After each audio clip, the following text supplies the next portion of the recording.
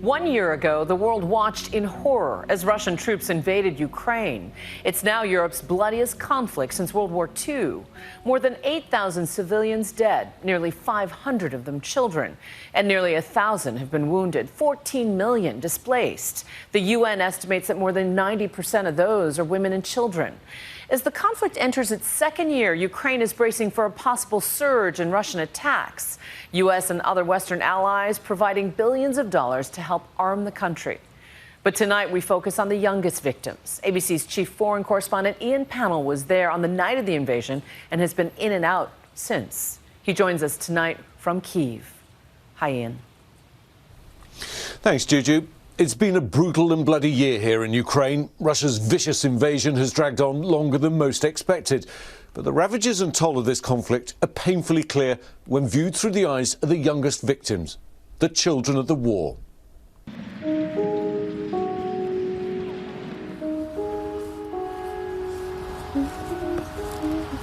Don't let the silence fool you. The calm is deceptive. The young girl, alone on an abandoned wintry playground, has a story to tell of a childhood lost in a time of war.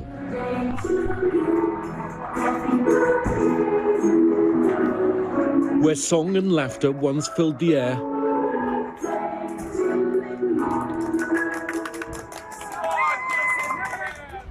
now solitude and silence.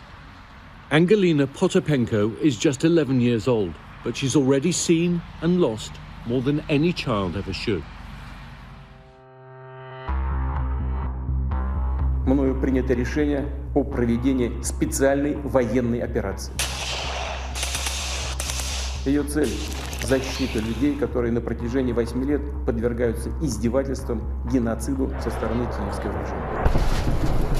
1 year ago, Vladimir Putin declared war on Ukraine. And for the last 12 months, its people have endured a living hell. The Russian army pummeling towns and cities, laying waste to entire communities. Homes and lives destroyed. Reports of people raped, tortured, deported, all victims of the war as Vladimir Putin tries to overthrow the elected government and subjugate its people. Призываю вас немедленно сложить оружие и идти домой. What Putin didn't expect, the underdog has teeth. The Ukrainian forces stood tall, exposing the incompetence, disorder, and weakness of Putin's great army as they faced an entire nation refusing to yield. Children have been victims of this war since day one. Many classrooms across the country have been totally eviscerated. Lessons have moved online. But it goes much deeper than that. Children have been forced out of their homes. They've been made refugees. They've been orphaned. They've been maimed. And hundreds of them have been killed.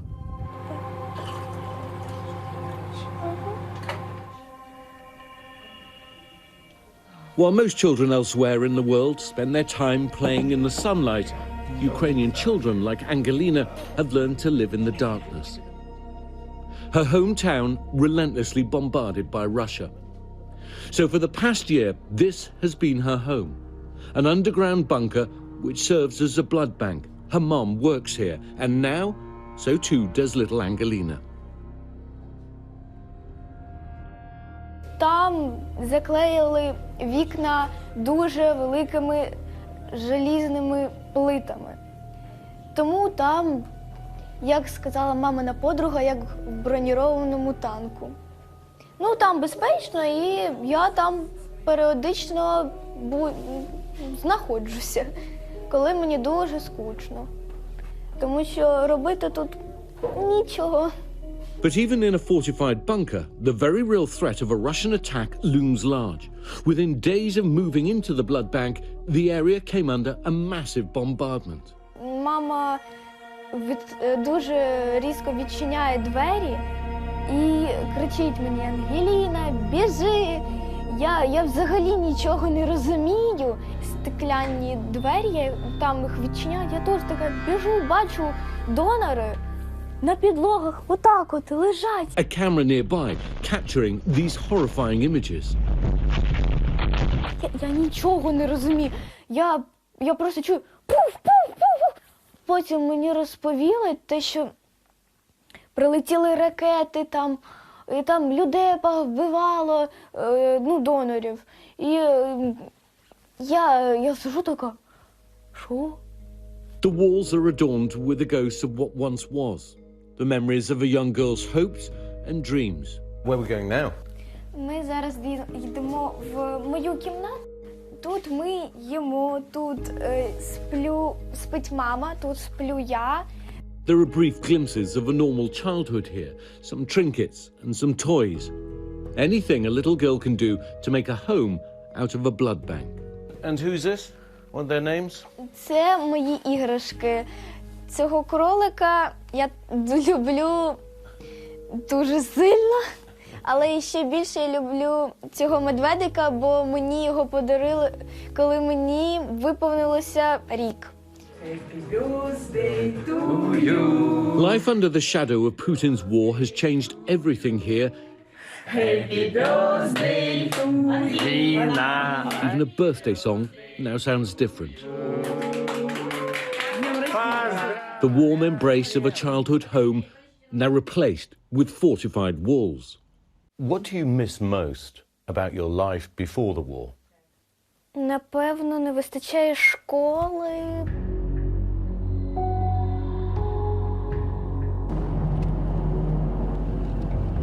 The landscape bears the terrible scars of Russia's war, the long, violent reach across the country through towns and villages. But it's not just the superficial damage. It's the way the Kremlin's malign influence cuts much deeper, seeping into the very fabric of society, the classroom. Are we able to go inside the school? These are Ukrainian textbooks, or these the Russian ones? These are the Russian textbooks. The village of Petropavlivka in the northeast of Ukraine has been liberated from Russian occupation, but there are deep marks left behind. Это у нас библиотека. The library. Користувалися дуже багато діточок наших. This is pretty remarkable what you're seeing, because this is evidence that what Russia was trying to do wasn't just to take over part of Ukrainian land, but to turn it into Russia. While the battles may be fought with bombs and bullets, this is also a war against Ukrainian identity, a fight for the hearts and minds of the people who live here, starting with the youngest. Varvara Lashenko was a student here. She's just 15. So this was your classroom. Yeah, it's my class. How do you feel when you come back and see this? Розпач, тільки розпач, бо ніхто не знав, що таке може трапитися. Мені важко на це все дивитися, на всю цю руїну. Behind these desks, children once dreamt of a bright, peaceful future. Важко бачити всю руїну. І єдине, про що я зараз мрію, це знову сісти за свою парту.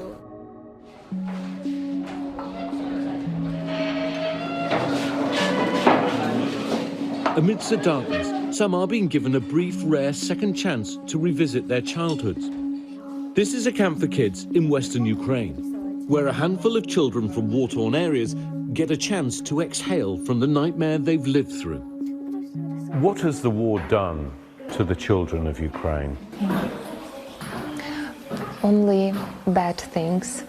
They lost a lot of things. They lost their happy childhood.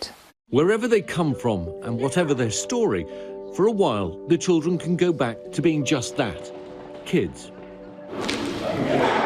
Whether it's a good workout, some drawing, painting, or bowling, it's a reminder of the childhood that's been taken away and goes a good way to lifting spirits. It's so sweet, they all want to show me their bowling. There's a holistic approach here. The children are encouraged to share their emotions, share their experiences, engage in arts.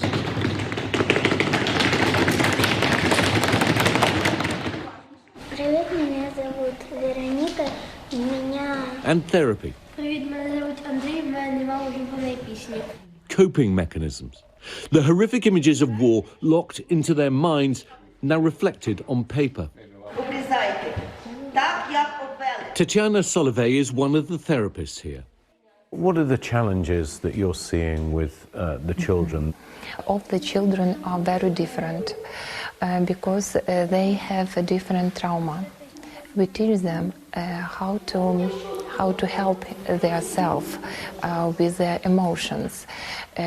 We teach them that to cry. But even in this far-off refuge, the sirens of war ring out. There's been an air raid siren blaring across the country. All areas are now on high alert. And so many of the children have had to come underground. No time for breakfast, no time for class, no time for play. They've got to be aware, potentially, of Russian bombs landing. Hiding away in the corner, little Lisa Atamanchuk. She's just 10 years old, but she's already experienced the worst of the war's atrocities. Losing her mom to the shrapnel from a Russian bomb right in front of her eyes. What has the war been like? Because many children your age have never seen a war. What is it like? Я знаю про войну все. Ракеты, бомбы, петарды. И война для всех человеков – это все плохо. Надо жить дружно и мирно. Никогда не устраивать. И вообще, чтобы войны не существовало. When you hear the sound of the air raid sirens, does it make you afraid? Does it make you think maybe there are more bombs coming? Да мне уже ничего не лякает. Ни бомбы, ни сирены.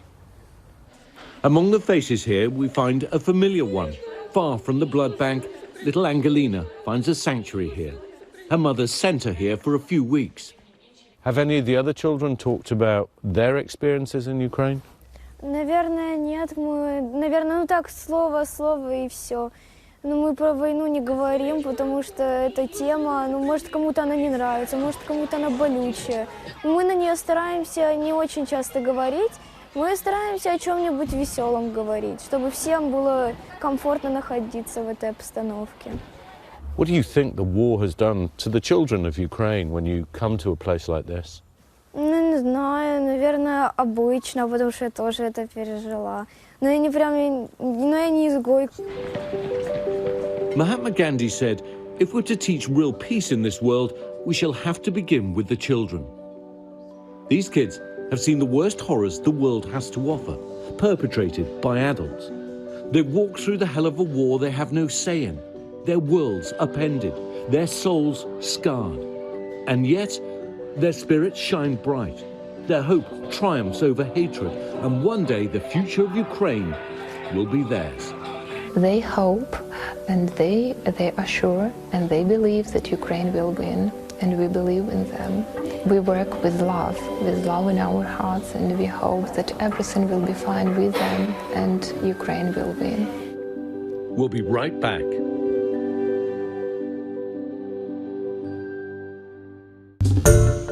Hi everyone, George Stephanopoulos here. Thanks for checking out the ABC News YouTube channel. If you'd like to get more videos, show highlights, and watch live event coverage, click on the right over here to subscribe to our channel, and don't forget to download the ABC News app for breaking news alerts. Thanks for watching.